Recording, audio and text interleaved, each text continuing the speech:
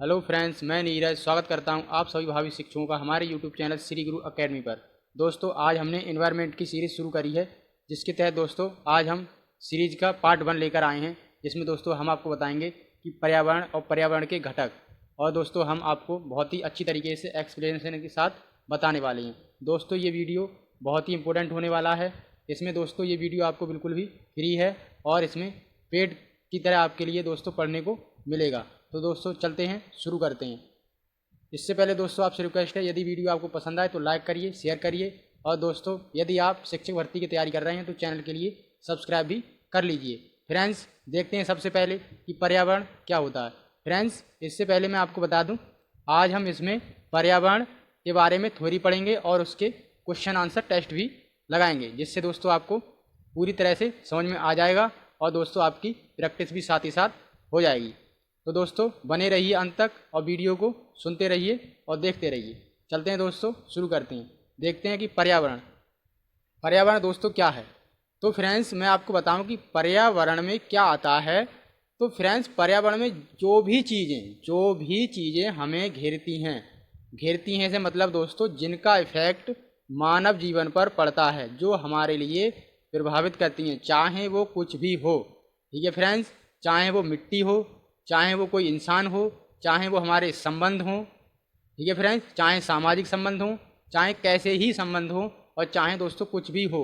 जैसे कि यदि मैं इस कमरे में बैठा हूँ तो मेरे लिए क्या है, ये पंखा चल रहा है तो मेरे लिए हवा दे रहा है, यानी मुझे जो है इसकी ज़रूरत है, ये मुझे प्रभावित कर रहा है। ठीक है फ्रेंड्स, तो ये किस में आएगा, हमारे पर्यावरण में आएगा। अर्थात दोस्तों मैं आपको बताऊँ, आप जो भी देख रहे हैं, जो दोस्तों आपसे जुड़ा हुआ है, वो सब दोस्तों आपको पर्यावरण में देखने को मिलता है। ठीक है फ्रेंड्स, अब दोस्तों देखिए, ये परिभाषा लिखी हुई है कि जैविक अजैविक घटकों एवं उनके आसपास के वातावरण के सम्मिलित रूप से है, जो पृथ्वी पर जीवन के आधार को संभव बनाता है। फ्रेंड्स, अब वही बात निकल के आती है कि ये जैविक घटक और अजैविक घटक। अब दोस्तों ये क्या है, पर्यावरण की भाषा है, इसके लिए मैं आपको बताता हूँ। तो फ्रेंड्स, जैविक घटक में पृथ्वी की वो चीज़ें आती हैं जो दोस्तों वृद्धि करती हैं, जैसे कि पेड़ पौधे, मानव और सभी जीव जंतु वगैरह वगैरह। ठीक है फ्रेंड्स, और अजैविक घटक की बात करें, जैसे कि मैंने अभी आपको उदाहरण दिया किसका, पंखे का। तो पंखा दोस्तों किस में आएगा, ये अजैविक घटक में आ जाएगा, क्योंकि इसमें दोस्तों ना ही कोई वृद्धि होती है और ना ही फ्रेंड्स इसमें कोई जान है। अर्थात दोस्तों पृथ्वी पर जितनी भी चीज़ें हमें देखने को मिलती हैं जिनमें जान नहीं है, वो सभी फ्रेंड्स अजैविक घटकों के अंतर्गत आती हैं। तो फ्रेंड्स, आपने देखा कि कहीं ना कहीं वही है जो हमारे लिए प्रभावित करता है, वो सभी पर्यावरण के अंतर्गत आता है। फ्रेंड्स, आपको बहुत ही मज़ा आने वाला है इसमें, आप बस सुनते रहिए, देखते रहिए, मैं आपको पूरा क्रिस्टल आज पर्यावरण का क्लियर कर दूंगा। ठीक है फ्रेंड्स, देखते हैं आगे। अब देख लेते हैं पर्यावरण के जो तत्व हैं उनके लिए देखते हैं। ठीक है फ्रेंड्स, तो फ्रेंड्स पर्यावरण के कुल कितने तत्व हैं, तो 4 तत्व पर्यावरण के देखने को मिलते हैं, जिसमें सबसे पहले क्या है, स्थल मंडल। ठीक है फ्रेंड्स, स्थल मंडल जिसमें सबसे पहला है। अब फ्रेंड्स देखिए, स्थल मंडल क्या है। तो फ्रेंड्स हम आपको बताएं कि स्थल मंडल पर, यानी स्थल मंडल जो पृथ्वी की सतह है, जिस पर हमारे घर वगैरह बने हुए हैं, जिस पर कि पेड़ पौधे हैं, जिस पर कि सभी मानव प्राणी आदि रहते हैं, वो सभी दोस्तों किस में आता है, तो वो स्थल मंडल में आता है। ठीक है फ्रेंड्स, अब देखिए आप, जैसे कि बाहरी चट्टानें, ठीक है, भंगुर क्रस्ट मतलब जो दोस्तों हमारी भूपरपट्टी है, उसके लिए क्रस्ट अंग्रेजी में कहते हैं। ठीक है फ्रेंड्स, और ऊपरी मेंटल दोस्तों जो पृथ्वी की ऊपरी सतह है, वो क्या हुआ, मेंटल। ठीक है फ्रेंड्स, तो ये सब किस में आ गए, ये आ गए दोस्तों स्थल मंडल, लिथोस्फीयर। फ्रेंड्स मैं आपको बताऊं तो स्थल मंडल कहाँ तक है पृथ्वी के अंदर, तो दोस्तों ये हमें लगभग 30 किलोमीटर गहराई तक मिलता है, और कहीं कहीं दोस्तों इसकी गहराई कम भी होती है, जैसे कि समुद्र के नीचे आदि। ठीक है फ्रेंड्स, किसकी, लिथोस्फीयर की। ठीक है फ्रेंड्स, इसकी मैं आपको ये गहराई वगैरह बता रहा हूँ। ठीक है फ्रेंड्स, अगला इसका पर्यावरण का तत्व देखते हैं हम, क्या, जलमंडल। ठीक है फ्रेंड्स, जलमंडल हम देखने वाले हैं।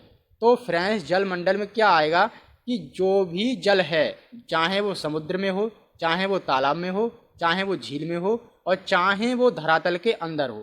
ठीक है फ्रेंड्स, अब क्या हुआ कि जो भी जल है वो जलमंडल के अंतर्गत दोस्तों आएगा, चाहे वो कहीं पर भी हो। ठीक है फ्रेंड्स, अब देखिए फ्रेंड्स, जो हवा में पाए जाने वाला जल है वो भी दोस्तों इसी में सम्मिलित किया जाता है। ठीक है फ्रेंड्स, जलमंडल के अंतर्गत सम्मिलित किया जाता है। और जो द्रव, जो वाष्प और जो हमारे बर्फ हैं, हिम हैं, ठीक है फ्रेंड्स, जैसे कि अंटार्कटिका पूरी तरह से बर्फ से ढका हुआ है, तो वो दोस्तों किस में आएगा, जल मंडल के अंतर्गत दोस्तों ये आएगा। ठीक है फ्रेंड्स, चलते हैं आगे, देख लेते हैं वायुमंडल के लिए। तो फ्रेंड्स अब आप बताइए कि वायुमंडल आखिर क्या है। तो फ्रेंड्स वायुमंडल किससे बनता है, यानी कि जितनी भी गैसें, जितनी भी गैसीय आवरण जो है पृथ्वी के चारों तरफ, जिसमें दोस्तों विभिन्न प्रकार की गैसें हैं, जैसे कौन कौन सी, तो CO2, और दोस्तों कौन सी N2, और कौन सी तो O2, और दोस्तों आर्गन।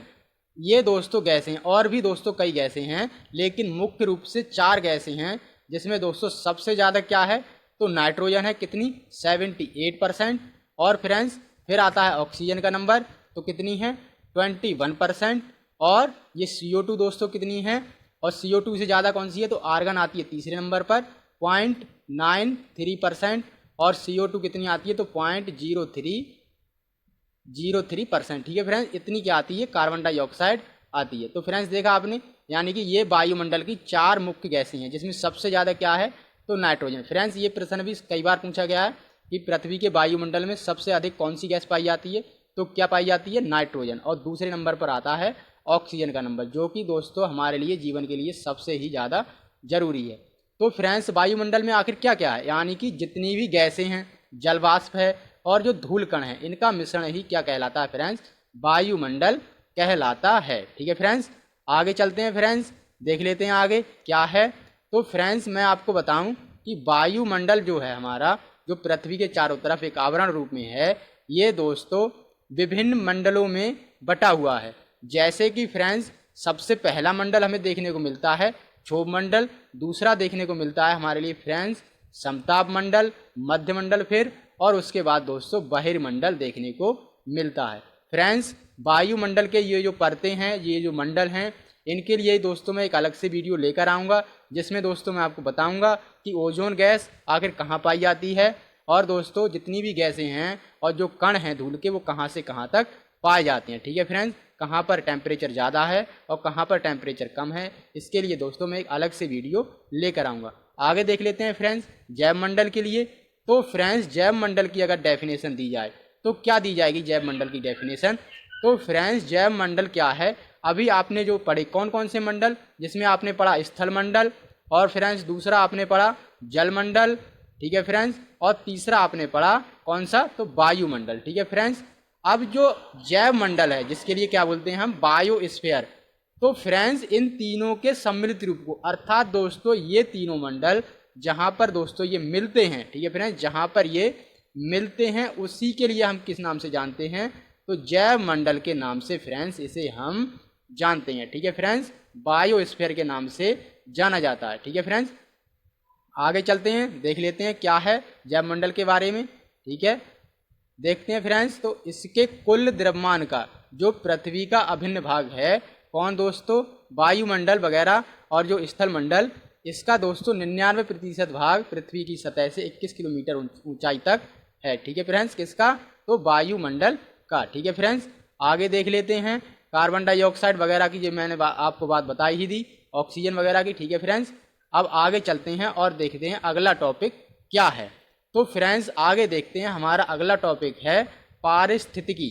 ठीक है फ्रेंड्स, पारिस्थितिकी हमारा अगला टॉपिक है, जिसमें दोस्तों हम जानेंगे कि पारिस्थितिकी क्या होता है, और इसे दोस्तों अंग्रेजी में क्या बोलते हैं तो इकोलॉजी के नाम से इसे हम जानते हैं। तो फ्रेंड्स पारिस्थितिकी क्या है, इसमें दोस्तों हम देखते हैं तो पारिस्थितिकी में हमें पता चलता है कि जिसमें दोस्तों जैविक और अजैविक घटकों की पारस्परिक क्रियाओं का अध्ययन किया जाता है, अर्थात दोस्तों जो इकोसिस्टम का अध्ययन ही दोस्तों क्या कहलाता है तो दोस्तों ये इकोलॉजी कहलाता है। डेफिनेशन दोस्तों क्या निकल के आई, इकोसिस्टम। अब दोस्तों बात आई कि ये इकोसिस्टम क्या है, इसके लिए भी दोस्तों मैं आपको बताऊंगा। इससे पहले मैं आपको समझा देता हूं कि इकोलॉजी क्या है।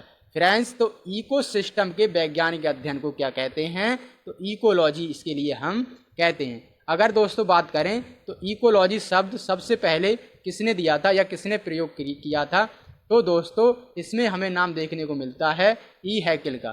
ठीक है फ्रेंड्स, इसमें किसका नाम देखने को मिलता है तो ई हैकेल का नाम इसमें देखने को हमारे लिए मिलता है। अब फ्रेंड्स आप कहाँ पर समझे, अब आप कह रहे होंगे कि ये इकोसिस्टम कहाँ से आ गया, तो फ्रेंड्स साथियों, मैं आपके लिए इकोसिस्टम बताने वाला हूँ। चलते हैं आगे। और दोस्तों, ये जो ई हैकिल वाला प्रश्न है ये बहुत ही महत्वपूर्ण है और कई बार एग्जाम में पूछा गया है, तो आप इसके लिए ध्यान कर लीजिए, याद कर लीजिए। इसके लिए दोस्तों क्या है, ये अर्नेस्ट हैकेल या ई हैकेल इनके लिए हम कहते हैं। ठीक है फ्रेंड्स, आगे देखते हैं अब पारिस्थितिकी तंत्र क्या है।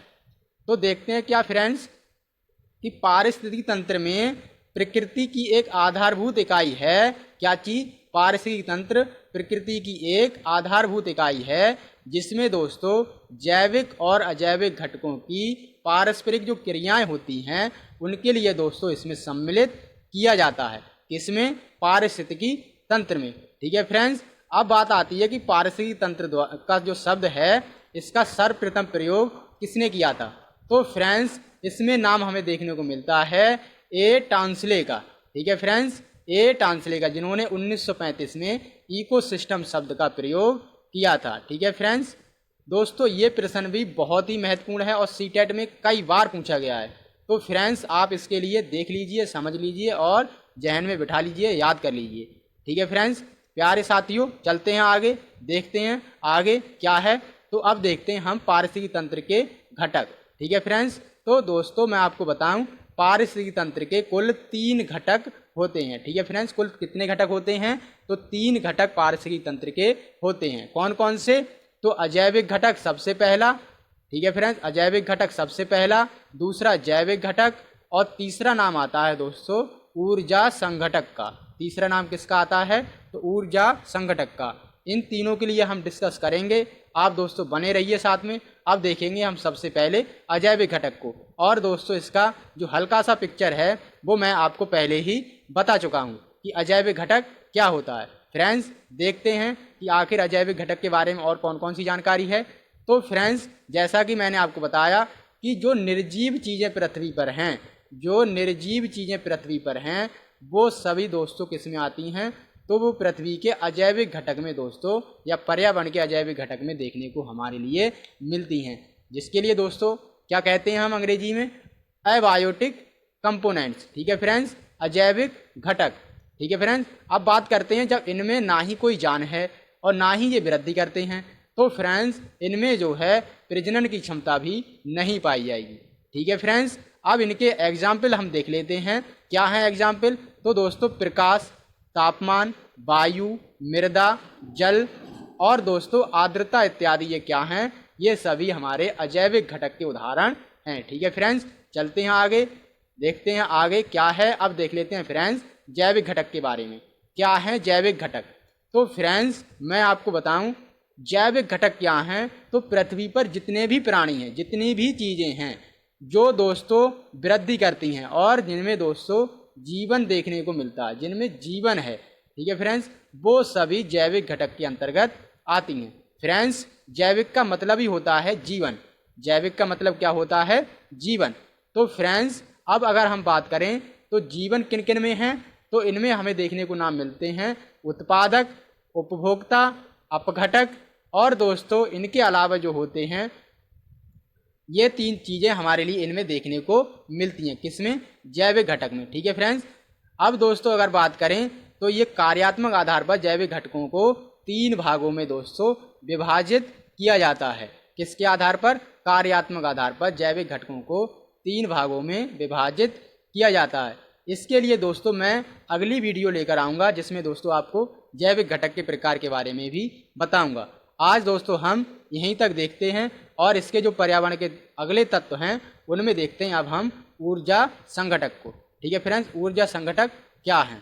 दोस्तों मैंने आपको बता ही दिए कौन कौन से, तो अजैविक घटक और जैविक घटक मैंने बता दिए। अब जो तीसरा टॉपिक है जो दोस्तों पारिस्थितिकी तंत्र का तीसरा प्रकार है उसके लिए दोस्तों हम देखने वाले हैं, जो कौन सा है?